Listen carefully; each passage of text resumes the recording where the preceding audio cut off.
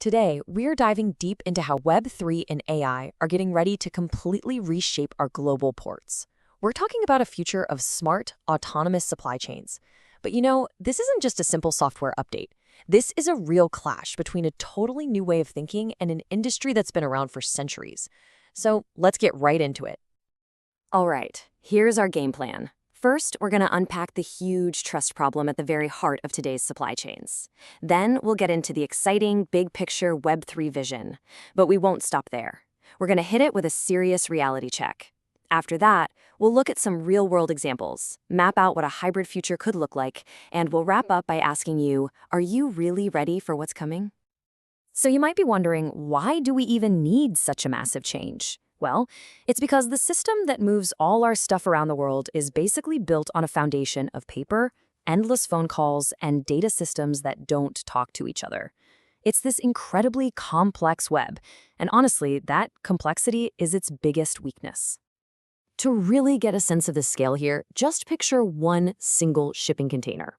According to a case study from the Port of Antwerp, getting that one box from point A to point B can involve more than 30 different organizations. We're talking shippers, freight forwarders, customs officials, trucking companies. I mean, the list just goes on. And every single one of them is a potential bottleneck. And believe it or not, it gets even crazier. Those 30-plus parties have to go through over 200 separate interactions for that one container. A lot of these are still happening with physical paper, emails, and isolated digital systems. This just creates massive delays, opens the door wide for human error, and makes real, honest-to-goodness transparency, well, pretty much impossible. And this quote from Logistics Viewpoints just absolutely nails it. The root problem isn't a lack of technology. We have plenty of that. The problem is a fundamental lack of shared, verifiable trust in the data itself.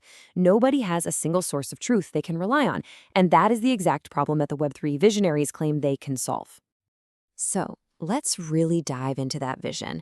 This isn't about making things a little bit better. We're talking about a complete reinvention of how global trade works, all powered by Web3 and AI.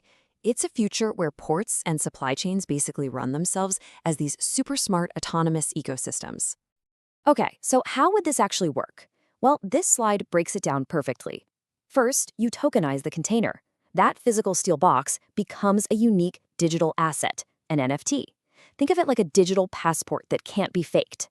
Second, smart contracts kick in and automate everything. The moment the container's GPS says it has arrived, payments are automatically sent and customs forms are cleared. No more paperwork. Third, AI agents take over, negotiating the best shipping routes, the cheapest insurance, and even financing on the fly. And finally, every single step is carved in stone on the blockchain, creating a perfect, permanent record. It's a seamless, self-running flow of goods and money. It's a pretty incredible vision, right? But now it's time for a dose of reality.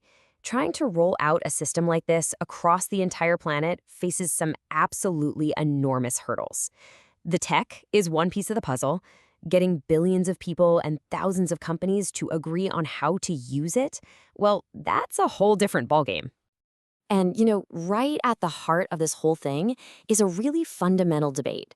Does this technology replace the need for human trust, or does it just reinforce it? On one side, you have the trustless camp. They say you don't need to trust people anymore. You just trust the code. But on the other side, the reinforcement camp says, whoa, not so fast. They argue that blockchain is just a powerful tool to help humans trust each other more by making everything transparent. And how you answer that question changes everything. And it's not just a philosophical debate. There are 4 huge practical mountains to climb. First, governance. Who makes the rules for everybody? Second, data standards. Everyone has to agree to speak the same digital language. Third, integration. How do you plug this futuristic system into company software that's decades old? And finally, the people problem. You need massive buy-in from every single person in the chain. This is definitely not a plug-and-play situation. So with all those challenges, you might be thinking, is this all just a bunch of talk? Or is there actually real-world evidence that any of this is working? Let's take a look at the proof. The answer is a big yes. It's definitely happening, but in very focused ways. The Port of Valencia is using it for secure data sharing. Renault is using it for compliance documents. A huge pharma pilot cut the time it takes to trace a drug's origin from 16 weeks down to just 2 seconds.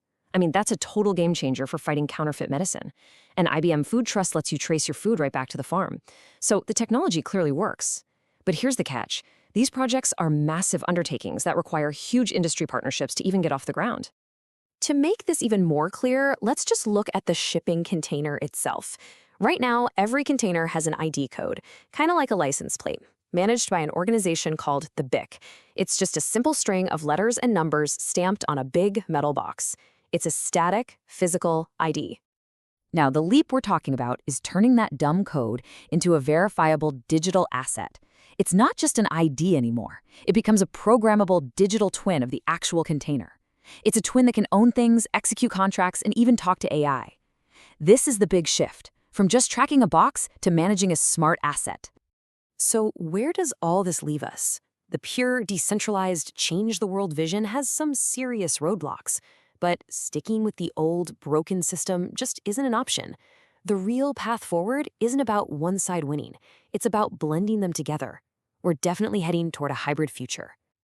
So what does this hybrid model actually look like?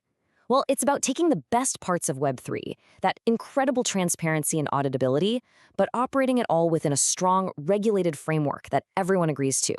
It really is the best of both worlds. You get the visionaries' trust in technology combined with the realists' need for rules and order. So let's make a real prediction here. By 2027, we don't think this is going to be a global free-for-all. Instead, these new, regulated Web3 and AI networks will become the default standard, but specifically for high-value and sensitive goods, things like pharmaceuticals, luxury items, or critical minerals, where knowing exactly where something came from is absolutely non-negotiable.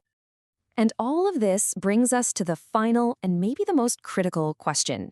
This huge technological shift isn't some far-off fantasy anymore. It's an approaching reality. So it's time to start applying these ideas and asking how they're going to affect your own operations. Because the pressure to adopt this stuff isn't just coming from tech people. The market itself is demanding this change. Regulators are requiring verifiable data for things like ESG compliance. Your customers want to know the story behind their products.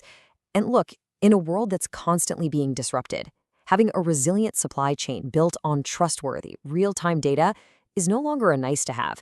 It is an absolute requirement for survival. So we'll leave you with this final thought. The merging of Web3 and AI is one of the biggest architectural shifts in the entire history of global trade. The question is no longer if this is going to happen, but how it's going to be governed and who is going to lead the way. Is your organization prepared for what's coming?